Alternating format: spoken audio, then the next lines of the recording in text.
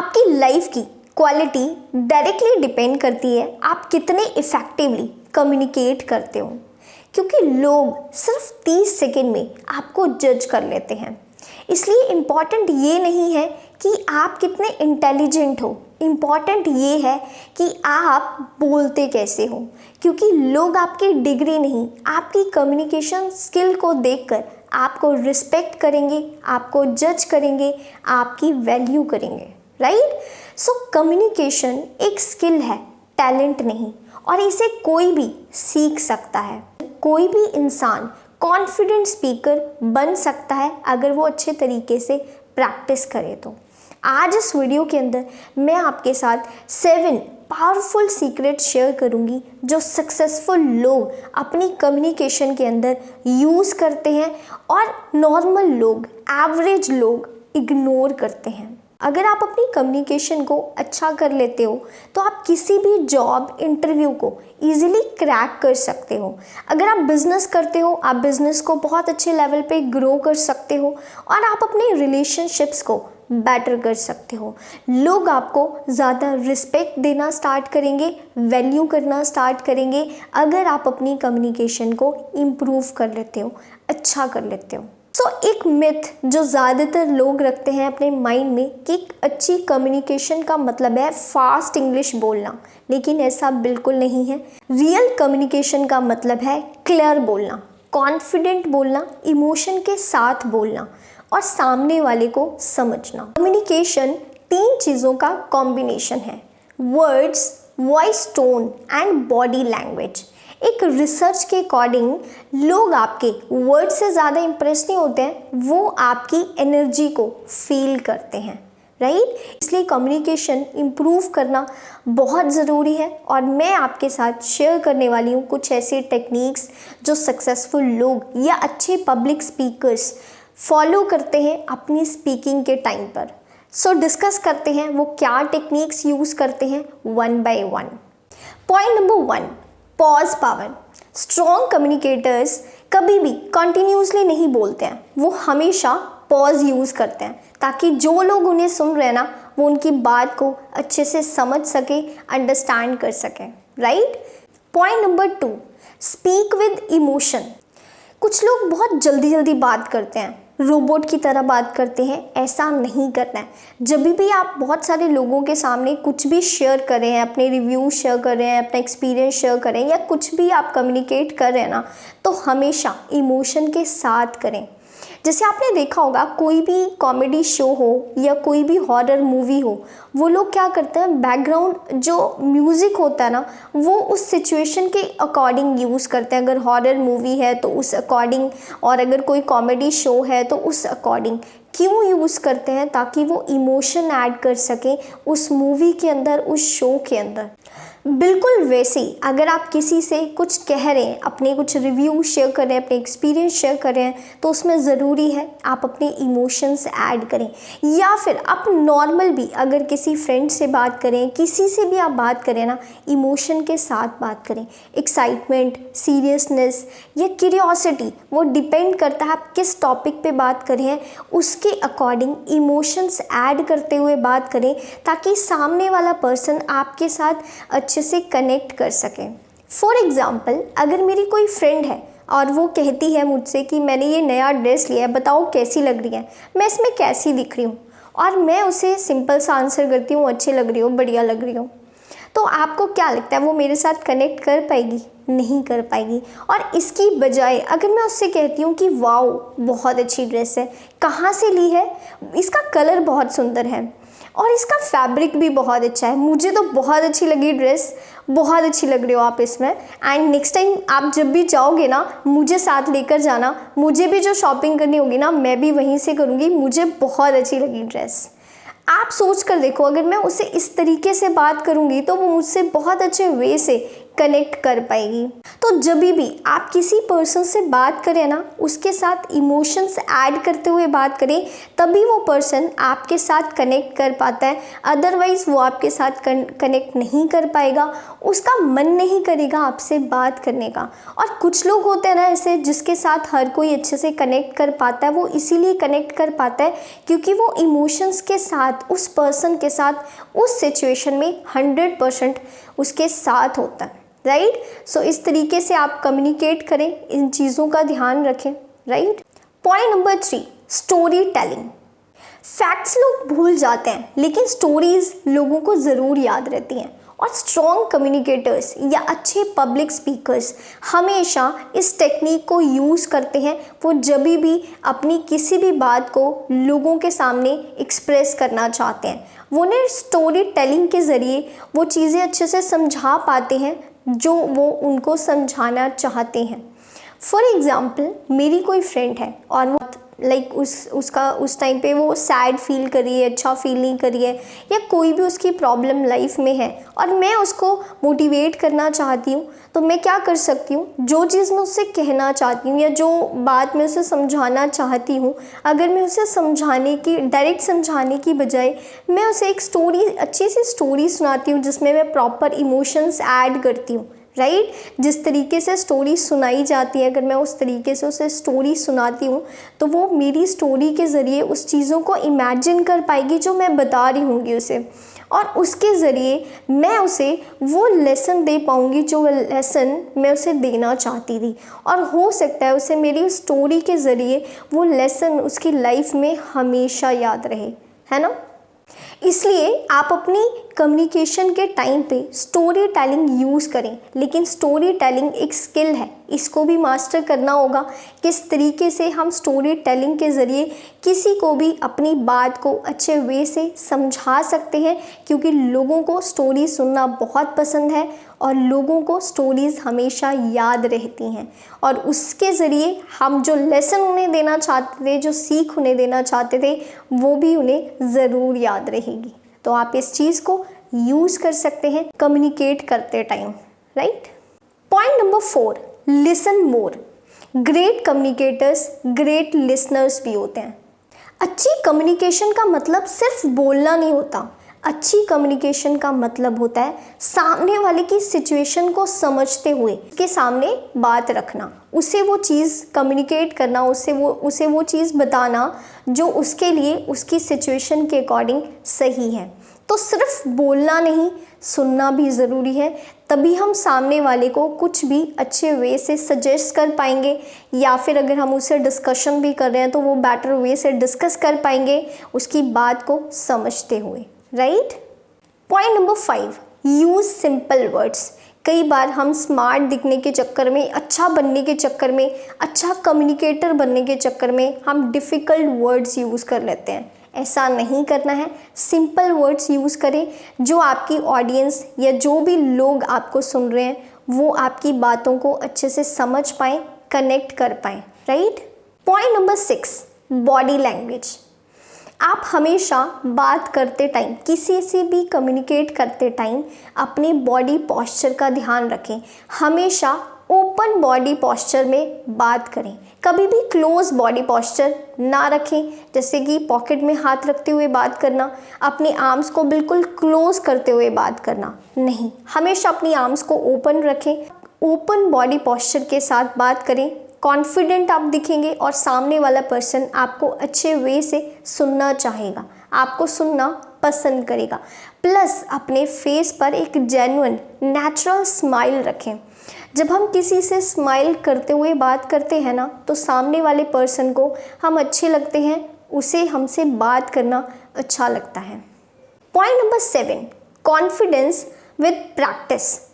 जो भी चीज़ें मैं आपसे डिस्कस कर रही हूँ ना, अच्छी कम्युनिकेशन करना, अच्छे से बात करना, अच्छे वे से कम्युनिकेट कर पाना, ये सब इजी नहीं रहेगा, इसमें प्रैक्टिस लगेगी। आप प्रैक्टिस करें इस चीज़ की। आप लोगों से कम्युनिकेट करते टाइम इस चीज़ का ध्यान रखें कि मुझे बहुत अच्छे वे से कम्युनिकेट करना है। जो पॉइंट्स मैंने आपके साथ डिस्कस किए ना, आप उनको ध्यान में रखते हुए आप किसी से भी कम्युनिकेट करना स्टार्ट करें। और इससे भी अच्छा एक और जो मैं आपको टिप देती हूँ कि आप मिरर के सामने खुद से बात करें। किसी भी टॉपिक पे आप खुद से बात करें, अपने साथ आई कांटेक्ट करते हुए बात करें और आप देखें आप कितने कॉन्फिडेंटली बात कर पा रहे हो किसी भी टॉपिक के ऊपर।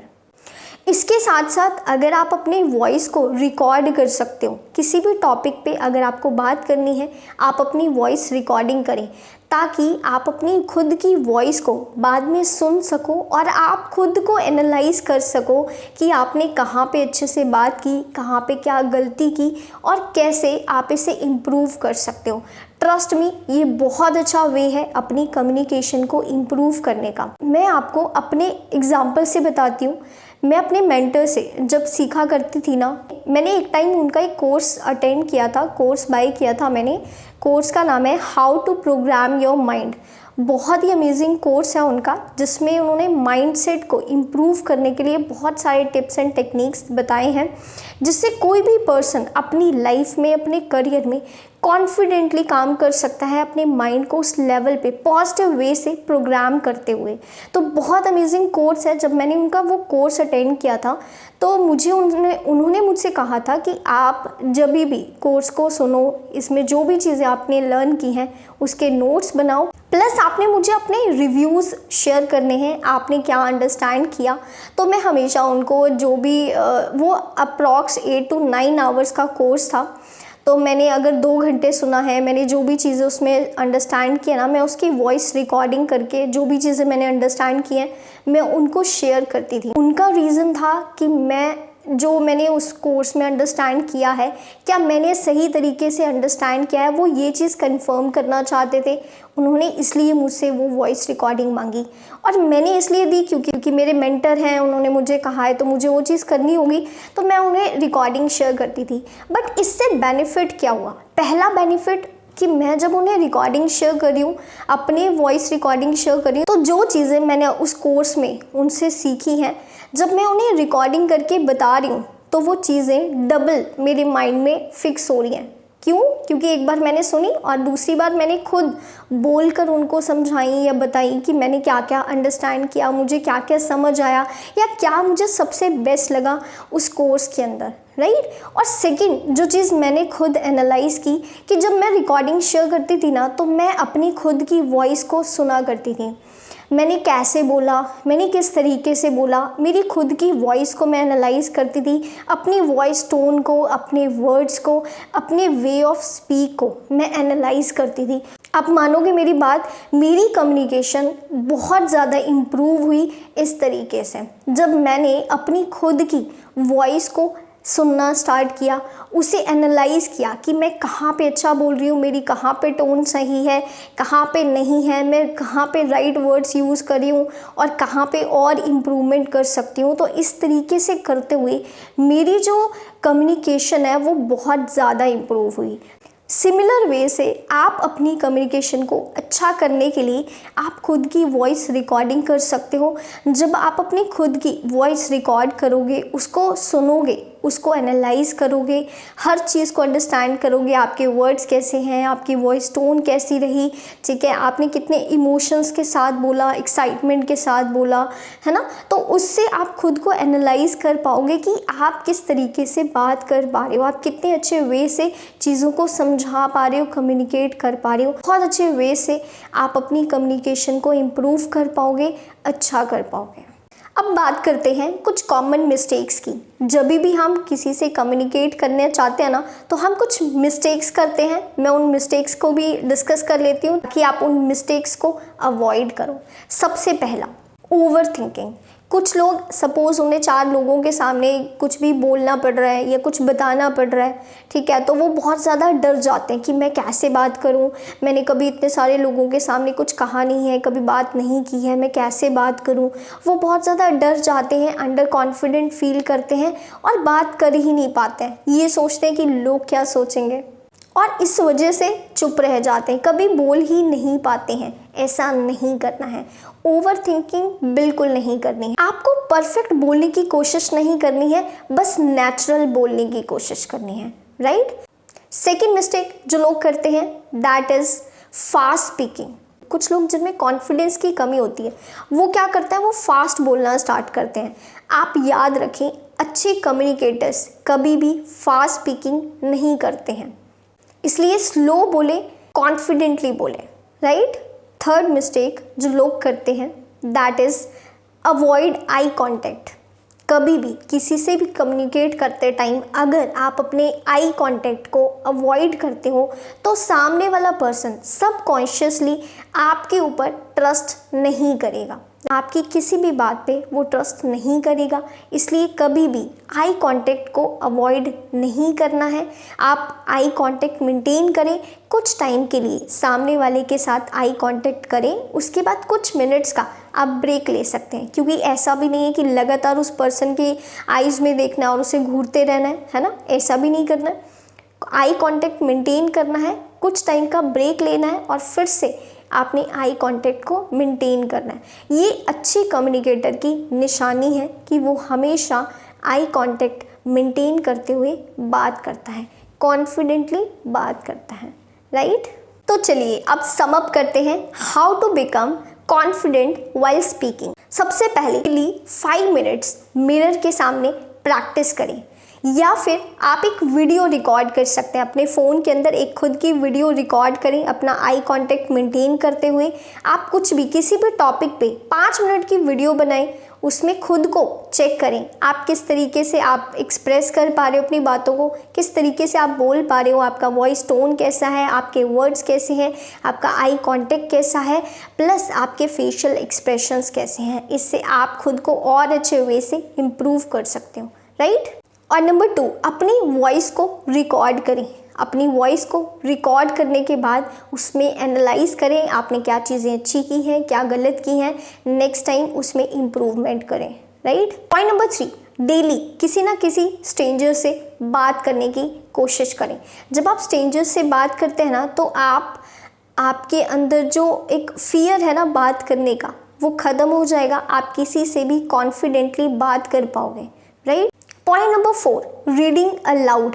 जब भी आप कुछ रीड करते हैं, आप कोई बुक रीड करें, आप कुछ भी रीड करें ना, उसको लाउडली रीड करना स्टार्ट करें। जब हम बोल कर रीड कर रहे होते हैं ना किसी चीज़ को, तो हम अपनी खुद की वॉइस को सुन सकते हैं, प्लस अपनी वॉइस टोन को एनालाइज कर सकते हैं कि हम किस तरीके से किसी भी चीज़ को रीड कर रहे होते हैं। स्कूल में बच्चों को जब किताब पढ़ाई जाती है ना, उनको रीडिंग करवाई जाती है, चाहे वो साइंस की बुक हो, इंग्लिश की बुक हो, एसएस की बुक हो, किसी भी सब्जेक्ट की बुक हो, उनसे चैप्टर रीड करने के लिए बोला जाता है, क्लास में लाउडली बोलने के लिए बोला जाता है। वो क्यों बोला जाता है? ताकि उनकी रीडिंग प्रैक्टिस हो, प्लस उनका वॉइस टोन इम्प्रूव हो कि किसी भी चीज़ को रीड कैसे किया जाता है, अगर लाउडली रीड करना है तो कैसे रीड किया जाता है, राइट। पॉइंट नंबर 5, स्माइल करें। जब भी आप किसी पर्सन से कम्युनिकेट करें, स्माइल के साथ बात करें। अब ऐसा भी नहीं कि हर टाइम स्माइल करते रहना है। स्टार्टिंग में, कन्वर्सेशन की स्टार्टिंग में, इनिशियल लेवल पे आप नेचुरल स्माइल कर सकते हैं, और जब आपको लगता है, जैसे मैंने बोला, इमोशंस के साथ बात करनी है, अगर कुछ ऐसा टॉपिक है तो उसमें लाइट सा आप स्माइल कर सकते हो, नेचुरल सी स्माइल आप कर सकते हो, right. Point number 6, open body posture का यूज़ करें। क्लोज बॉडी पोस्चर के साथ कभी भी बात ना करें, उससे आप अंडर कॉन्फिडेंट दिखते हैं। और अगर आप कॉन्फिडेंट दिखना चाहते हैं तो हमेशा ओपन बॉडी पोस्चर के साथ बात करें। नेक्स्ट, किसी भी पर्सन से जब आप बात करें उसका नाम यूज़ करते हुए बात करें। आपको पता है लोगों को सबसे ज़्यादा क्या पसंद होता है? अपना नाम, अपना खुद का नाम सुनना दूसरे से बहुत पसंद होता है। उसे अच्छा लगता है अगर आप उसके नाम के साथ उससे कोई बात करते हैं। अब नाम लेने का मतलब ये भी नहीं है कि आप हर टाइम उसका नाम लेते जा रहे हो, है ना। स्टार्टिंग में जब आपने कन्वर्सेशन स्टार्ट किया, उसका नाम लेते हुए उससे बात कर सकते हो, उसे अच्छा लगे और वो अटेंटिवली आपकी बात को सुनना स्टार्ट करेगा, राइट। नेक्स्ट, जब भी आप किसी से बात करें, किसी की बात को सुन रहे हैं तो उसमें बीच में इंटरप्ट ना करें। अगर सामने वाला आपको कुछ भी बता रहा है तो उसको उसकी बात कंप्लीट करने दें और उसने जो भी कहा उसकी बात को ध्यान से सुने, इंटरप्ट ना करें। उसकी बात कंप्लीट होने के बाद ही आप उसे कोई सल्यूशन दें, कोई एडवाइस दें, या जो भी आपको लगता है कहना चाहिए वो कहें, बट बीच में इंटरप्ट ना करें। नेक्स्ट, जब भी कोई पर्सन आपसे कुछ भी बात करे आप उसको वैलिडेशन दें, उसे बहुत अच्छा लगेगा। सपोज़ कोई पर्सन बोल रहा है यार मेरे साथ ये प्रॉब्लम हो गया, मुझे कुछ समझ नहीं आ रहा, मैं क्या करूँ, मेरी लाइफ में मेरे साथ ऐसा क्यों हो रहा है, तो आप उसे वैलिडेशन दे सकते हो। कोई बात नहीं, एक टाइम पे मेरी भी सिचुएशन सेम थी, मेरे साथ भी ऐसा ही हुआ था, मैंने भी ऐसा ही फील किया था, मैंने भी ऐसी सारी चीज़ें मैनेज की हुई हैं, तो मुझे बहुत अच्छे से पता है, कोई बात नहीं, सब ठीक हो जाएगा। आप इस तरीके से उसे वैलिडेशन दे सकते हैं। जब आप ये कहते हैं ना तो सामने वाले को लगता है कि अच्छा सिर्फ मेरी लाइफ में प्रॉब्लम्स नहीं है, सिर्फ मेरे साथ ही बुरा नहीं हो रहा है, सबकी लाइफ में कोई ना कोई इश्यूज़ हैं, राइट। इससे वो थोड़ा सा हील कर पाएगा और जो आप बात उसे समझाना चाहते हो ना वो समझ पाएगा, सुन पाएगा, अंडरस्टैंड कर पाएगा, क्योंकि आपने उसे वैलिडेशन दे दी। इसका ऑपोजिट अगर आप उससे कहते हो नहीं नहीं आपने ऐसे कैसे सोच लिया, ऐसा नहीं होता है, या कुछ लोग होते हैं ना हम जो भी बात कहते हैं ना बस उसका ऑपोजिट मीनिंग निकालते हैं, उसका गलत मीनिंग निकालते हैं, हमारे से बिल्कुल ऑपोजिट ही वो बोलेंगे, तो वहाँ पे दो लोग आपस में कभी कनेक्ट नहीं कर पाते हैं। उनकी जो कन्वर्सेशन है वो कभी भी हेल्दी कन्वर्सेशन नहीं हो सकती है। इसलिए कभी भी आपने ऐसा नहीं करना है, हमेशा क्या करना है, वैलिडेशन के साथ बात करनी है, राइट। अगर वीडियो आपको अच्छी लगी हो तो वीडियो को ज़रूर लाइक करें, ताकि मुझे भी पता लगे मेरे जो व्यूअर्स हैं उनको वीडियो मेरी कैसी लग रही हैं, और अगर अच्छी लग रही हैं तो कितनी अच्छी लग रही हैं। आप लाइक करेंगे तो मुझे समझ आएगा कि यस आपको मेरी वीडियोस जो हैं वो बहुत अच्छी लग रही हैं। और अगर आप चैनल पे नए हैं, आपने फर्स्ट टाइम इस वीडियो को देखा है, तो इस चैनल को ज़रूर सब्सक्राइब करें, ताकि आप अपनी लाइफ में बेटर परफॉर्म कर सकें, कुछ ना कुछ ऐसा सीख सकें जिससे आप अपनी पर्सनल डेवलपमेंट कर सकें, अपनी पर्सनल इम्प्रूवमेंट पे काम कर सकें और अपनी लाइफ में बेटर वे से परफॉर्म कर सकें, राइट। अगर आप कमेंट करना चाहते हैं, कुछ बताना चाहते हैं, कुछ शेयर करना चाहते हैं या कुछ पूछना भी चाहते हैं, तो आप मुझे कमेंट सेक्शन में कमेंट कर सकते हैं। मैं डेफिनेटली आपके कमेंट्स का रिप्लाई ज़रूर करूँगी, राइट। सो मैक्सिमम लोगों के साथ इस वीडियो को शेयर करें, ताकि हर कोई अपनी कम्युनिकेशन को इम्प्रूव कर सके एंड अपने करियर में एक अच्छी ग्रोथ ले सके, राइट। सो मिलते हैं नेक्स्ट वीडियो के अंदर। Thank you so much for watching.